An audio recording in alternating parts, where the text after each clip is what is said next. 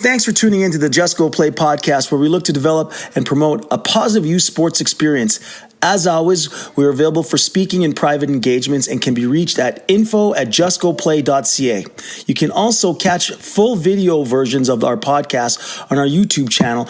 And don't forget to visit us at justgoplay.ca. Enjoy the episode.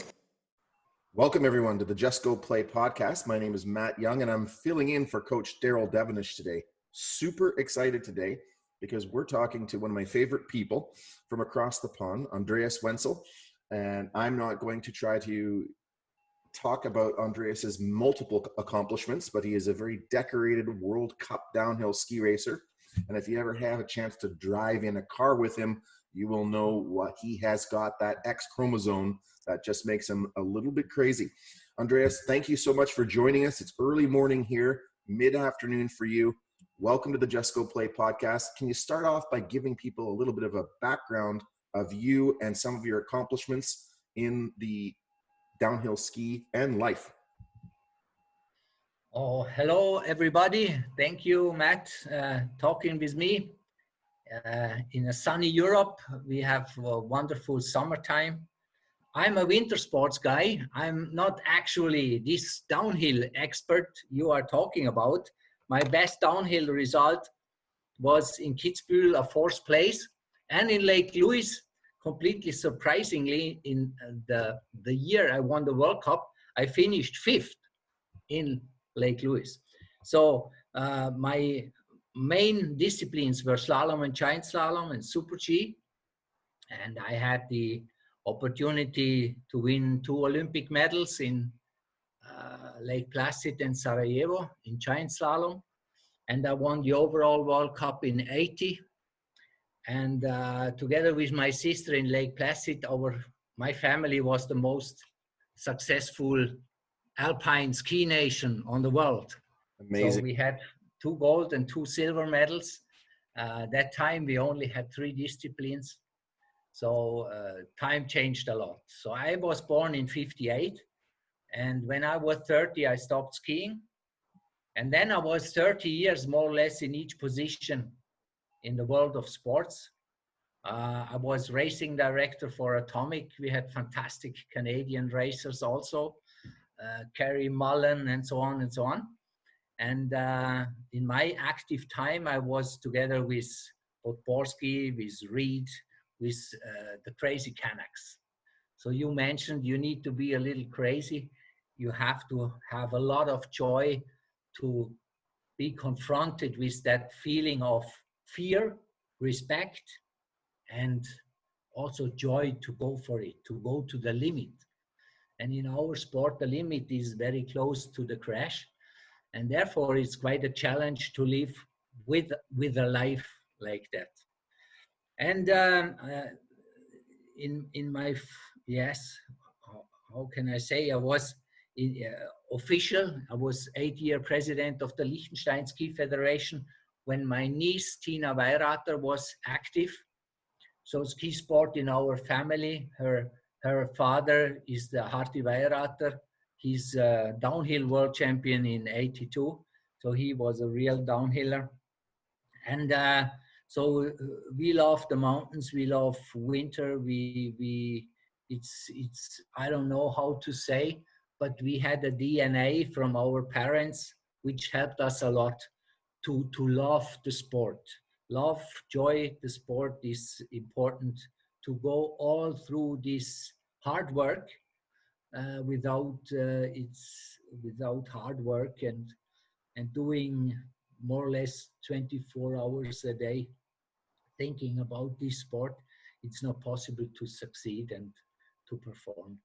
Awesome. Thanks, Andy. So I've had the opportunity to get to know you, and you've been really outspoken about what you just said about the process of sport versus just the outcome of sport. Can you tell us a little bit? Because I think different people from different countries always think that other countries have got the solution and they've got it right. Tell us what you're seeing from your country, which, by the way, is a beautiful country that sits in between Italy, Switzerland, and Austria. And so you have the context of all of those countries and what's going on in the sports systems. What are you seeing that's great, good and great, and what are you seeing that's an opportunity for us to get better?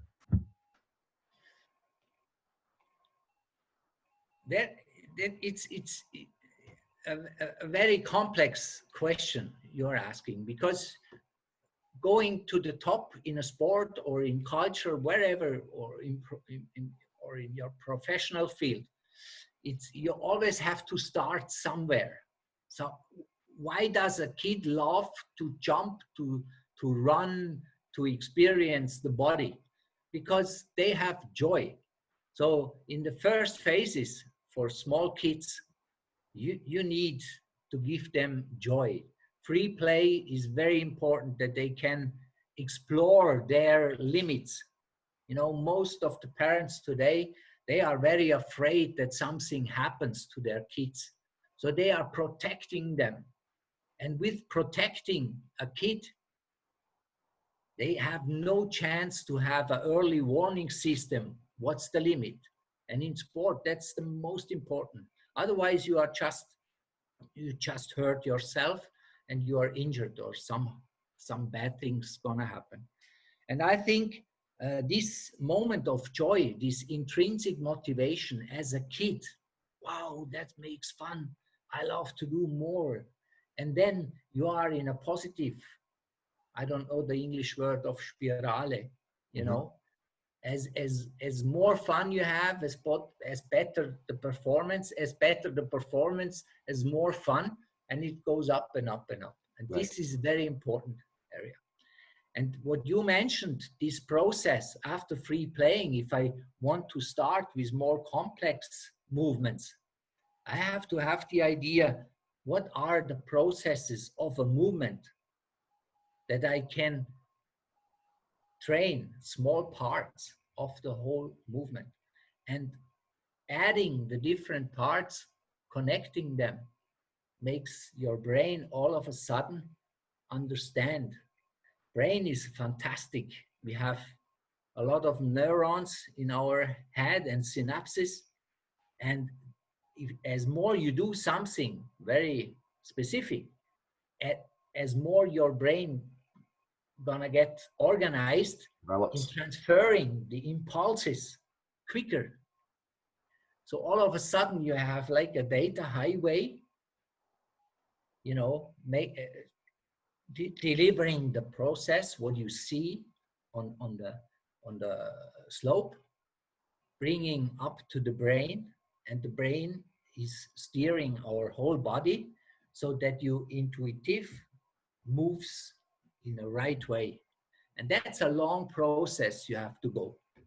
And as more time you invest into this process, as stronger you get in your head and in your body, and they combine in the end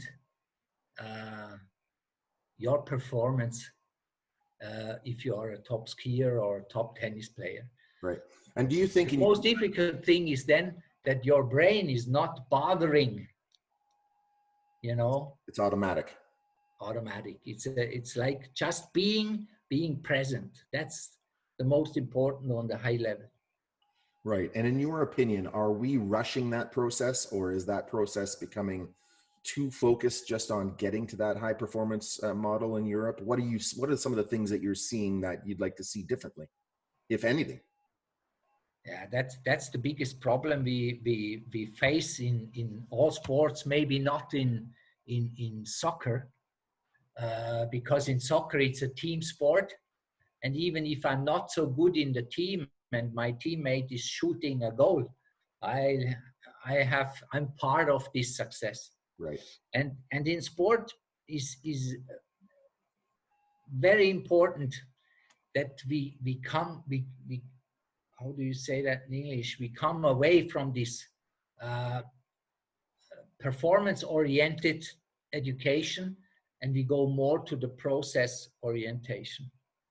And that means each kid should have every day progress. In our system, I don't know, in Canada or North America, a good coach, he's coaching 20 kids, and if he wins all events with one kid, he's a hero. And nobody's asking what happens with the other 19. Right. And in the early phases, when the kids are really young, it's much more to cultivate an education model which is process oriented. Each kid has a certain level they start from. I was talking about the DNA. Right.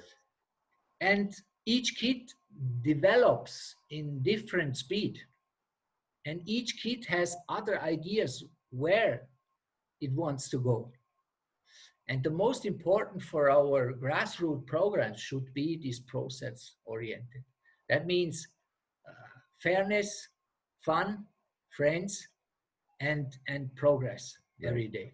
Right. And for each kid, that should be the best coach, who is able to develop and educate each kid to the next level. And this kind of system we are missing here in Europe too. And this has several reasons. Mostly, we want to focus to the few talents to win medals somewhere.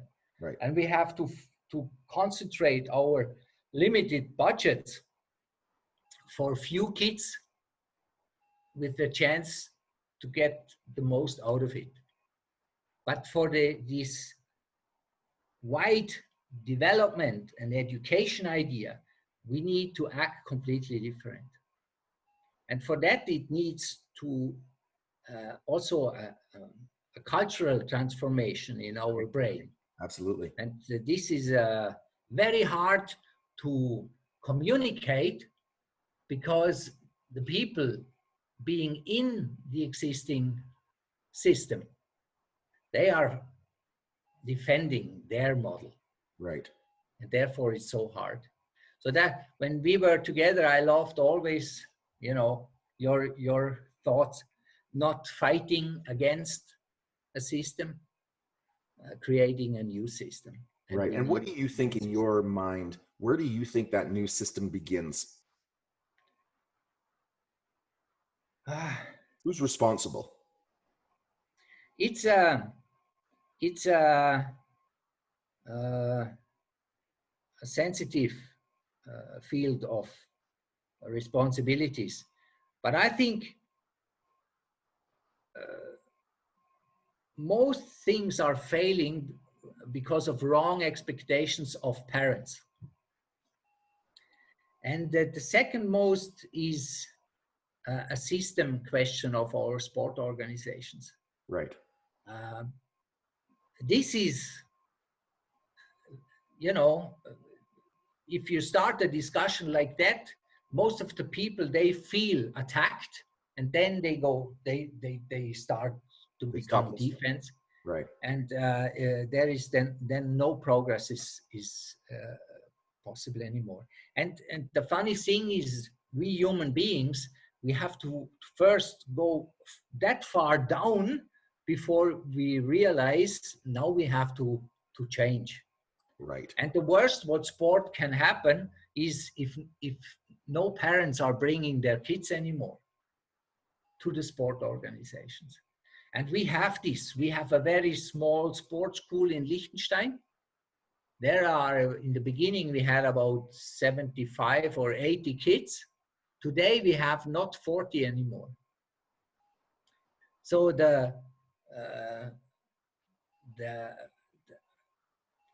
I don't know. So the appeal is just not there anymore.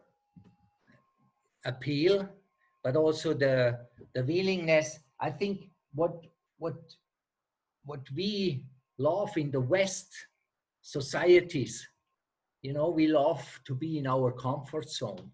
Right. We have a certain laziness. If you perform on a high level, then it's no comfort zone at all. Right. If you ski, if you want to win the Olympic gold medal in giant slalom, that's, how do you call that in English? That's a ride on a wild horse. Right. And that's something you really have to love. But I think if we understand to give joy the kids, whatever we do is absolutely presence for the kid to help them to progress, to become every day a little better. And therefore is this factor fun and friends is very, very important in the education. And that means each kid has fun, not only the winner. And therefore we have to find solutions in the youth sport where we take this performance oriented crazy thinking, which is adult thinking, you know, that we need to win the championship and make points and shoot goals and this and that. This is something we have to change. Whenever a kid has fun and had a little bit the progress, you have to treat them like a big hero or a winner. Right. And one of the things that I heard you say when I had the opportunity to follow you around to all of these countries was really the emphasis on the school experience and creating a better experience in the schools and you know with the community in North America. We have basically the schools are the entryway in quality daily physical education, and then we go from the schools to what we call parks and recreation, which is more of a community based approach for the kids that want to participate but don't really care to have that you know constant practice and training to get to that high level. And anyway, back my question is, when we went across the country and we toured, you were very serious about doing a better job in the school system. Can you talk to us a little bit about the sports system in the school as a entry point for a lot of these kids and creating good experiences? Yeah, this is a real tough sector. I think our society has strong focus in developing our brain. We think we don't. It's not necessary to be very spiritual or religious, and it's not very important to have a very good physical shape, a strong body, you know. And this is something which is completely against nature. In nature, without technical support, if your body is not healthy and you are not strong to escape or to hunt or to do very physical work, you die immediately. Right. Today, it's not necessary anymore.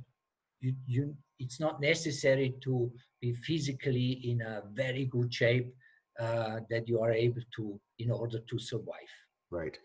So therefore, the necessity of physical education becomes less and less and less. And the hours they are able to do sports is very little. And the education of the teachers to teach the kids having good sport lesson is getting less and less. And Right. this is something everybody knows, but nobody reacts. All of a sudden, when our society realizes more and more percentage of the population is getting older and older and older and are not able to be independent in their lifestyle for the last quite a lot of years. And that costs the state billions. Right. And then they start how important a physical education in early years and also in school will be. Right. And we see because that the only thing the kids have to do is to go to school. And therefore, it's the best place to teach them what is a good physical education. And you know very well, we discussed a lot, these fundamental movement skills in a funny way. They don't need a huge 1 hour or 2 hour program. You can do it 5-10 minutes. Right. And if this will be a real, I don't know what the word is in English, like math or English or German, which you're gonna get your Right. your grade, then the kids can choose maybe 5 fundamental movement skills from 10 or 20, and they're gonna be filmed, and they're gonna have a lot of fun that they made progress in these fundamental movement skills. And that's the basic to go further. Right. And we talked about that a lot when we were talking with the different countries, how the fundamental movement skills are really foundations for then getting onto the fundamental sport skills. And I like what you said. You're alluding to the preventative healthcare.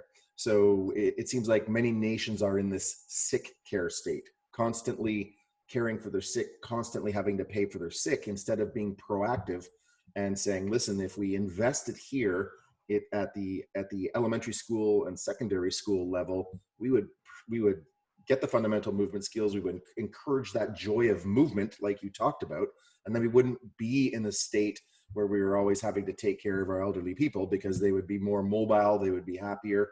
And one of the things that I want you to share with our listeners, and I really like what you said, was when everywhere we went, and we went to Stamps, we went to talk to the brass of Switzerland. We were with a whole group of sport experts in Italy and Lausanne. It was just an amazing tour. And one of the things that I saw people really resonate with when you talked about it was the C's. Can you talk about the 5 C's or the 4 C's, the way you talked to all the sport organizations when we were there?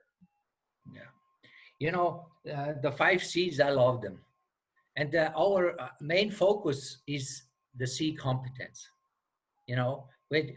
As a sport organization, we think we have a good physical shape. Then we have to talk about technical and maybe tactical and strategic skills. So to be competent. And this is very, very important if you want to go up, because no skills, no performance. Right. And with the competence comes confidence. That's very important. And with confidence, my competences are getting better, because I believe what I'm doing, I'm happy with what I'm doing. I'm risking not too much, because I always think, maybe I'm not fast enough. I have to risk more. And with risking more, you do more and more mistakes. So this is very good existing, this competence and this confidence. What I think is the nearly most important to start is the connection. Right. The connection to the sport I love to do. Whether, if I hate snow, it's not good to become skier or snowboarder. If I hate water, I never will swim good. If I explain a fish to climb a tree, the fish won't be happy with me. Right. Even if I do the best job in climbing a tree. So therefore, this connection, what is my part, my dream, my vision, my wish, that's something which must be very strong. And this is a shame that most of the people on the world, they are doing in profession or in sport, they do the wrong things. And therefore, you need to be a little bit lucky that you find whatever, you will love. And I think this connection is a very good thing. And the connection is also important to the other people being there. If you feel, wow, here I'm in a community, Right. and we share common goals. And this gives a huge, also in your brain with the neurotransmitter, that you really think, here I'm not mobbed, I'm part of the whole society and community. I think therefore a connection is very, very, very important. Right. And within this community, you need people with a good character.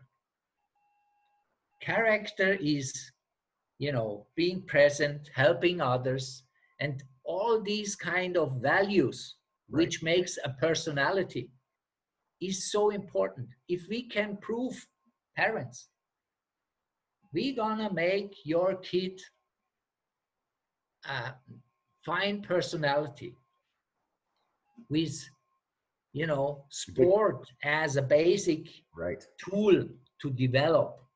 A community citizen. Yes. And this is the crazy thing. You have no performance certification if you are not Olympic gold medal winner. If you do top sport for 10, 20 years, and I had 30 trainers, and if these 30 guys would say, I'm a nice guy, I'm always on time, I'm cooperative, these are values everybody loves to hire. Life skills. Life skills. And this is a very, very strong focus. And sport is the best field to train these life skills. Right. How do I react if I'm sad? How can I help another guy if he's tired or sad? Right. And these social skills, this emotional intelligence, you can experience so good in sport. And the last is this care culture. Not going me. Right. I had to learn a lot, because if you want to win, this mentality to go for, and not care is one thing, but in the end, you should be human and have a care culture for Right. the group, for the people involved around you. And if we have a system, and we talked a lot about this system, and that's realistic, then we gonna have a, sport.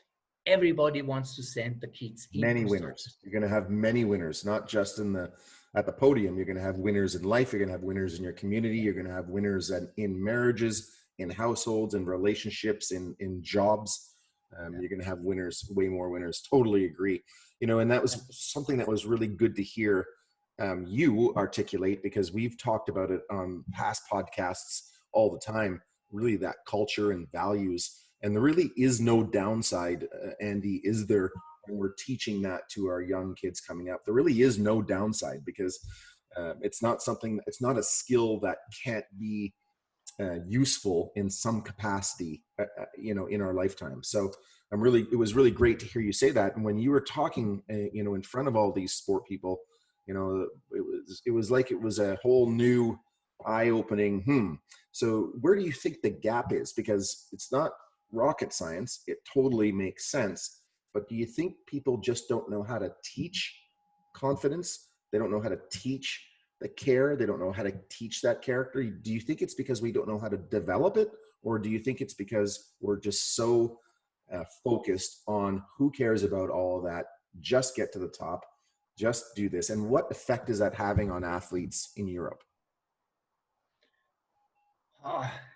This triangle: athlete, parent, coach. That's a high explosive combination, Right. of all kind of emotions.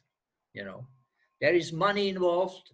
Sometimes sport is really expensive for parents, and they are really, if they have 3, 4, 5 kids, I don't know, to guarantee, for example, a ski career, if you have to send them to a sort of sports school, all the equipment and so on, is a really big decision. And with this decision are a lot of expectations there. And mostly, if a good trainer takes the kid, and instead of going through poles in slalom because it's too early for them, he goes playing and skiing through the woods, and they have fun and jump and do this and do this. Right. They learn play. Just go play. And then the parents come, hey, I'm paying such a hell of a money. I expect more professionalism. You know, they want to to to get on a level which maybe for the kids is too early. Right. First is play and just fun. And then we will see how the development is. And the development is for each kid different. And for a sport organization, it's very hard to do for each kid a different program. Mm-hmm. It's also a question of money within the sport organization. In here, I was 8 years president of our ski federation. And today I would really have much more focus on this part, how to create joy for the kids instead of professionalism. Right. And that's big uh, a big step between the expectations of parents and the right coaching in the sport organizations.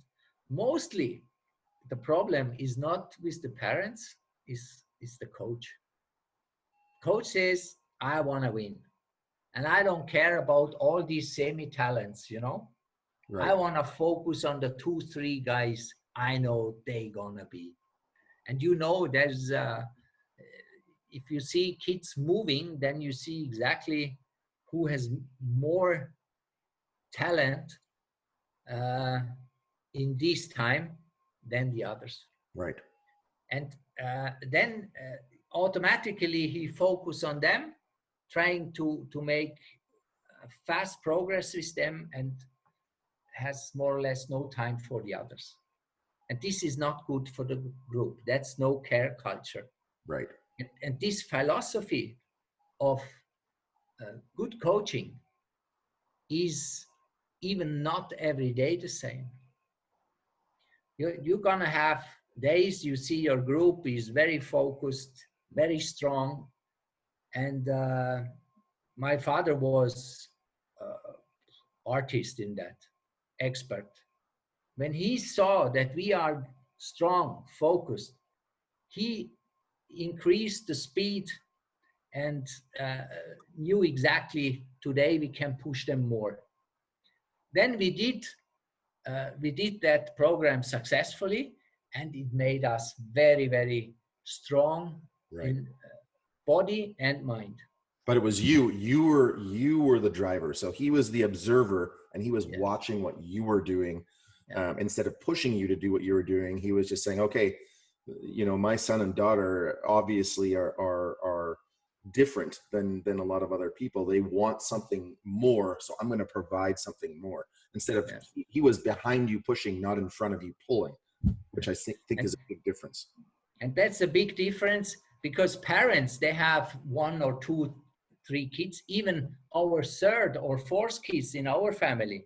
That was also a big disadvantage for them, because the focus was not able to give them also the same focus than we had, than Hanni and myself had. Right.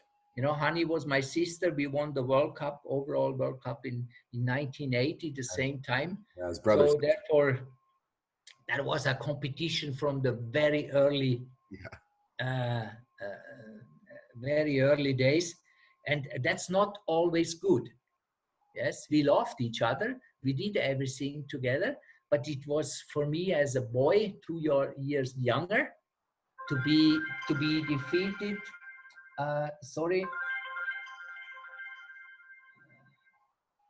From your sister. That was not always very, very joyful. Yeah. And therefore, the focus from parents to their kids is another one, and they don't ask for money each hour they are part of the program. Right. Coach, you have to pay, and he has many. So therefore, it's, you know, if it's a little bit, or maybe it's the sign that there are many parents going with their kid to a high level, because this focus on the kid the kid is the driver and they are just supporting the Right. kid, Right. as you said before. And that's maybe not possible in a sport organization or for a coach who has many kids. Right. And to do this spagat, how do you call it if you do a spagat? I have to check what the English. That's a big step to do both sides, Right. you know. Yeah. Even To really meet the people where they are and understand when to push, when to pull, to make sure that everyone's really enjoying their experience, regardless of the level of achievement of that experience. So that's really good, Andy. And you know, we really appreciate you coming on and sharing and being an ambassador for quality sport, you know, in your area, Liechtenstein, not only just in the area, Liechtenstein, but also in the surrounding countries, because you are a spokesperson. You're quite the celebrity. It was quite enjoyable hanging around you. We always end the podcast. We always end this podcast. We're coming to the conclusion with you know, the first steps. So think about the audience, think about the athletes, think about the parents, think about the coaches. We don't have to address them all. What would your first steps be? What would your suggestions be for creating a better environment based on some of the gaps that you've noted in today's podcast? What would be the first steps that you would recommend for a parent or coach or an athlete? I think, first of all, the strongest driver is fun. As soon something is fun for kids, they're gonna love it. Right. And then they are active, you know, you don't have to push. They are the driver. And then they learn.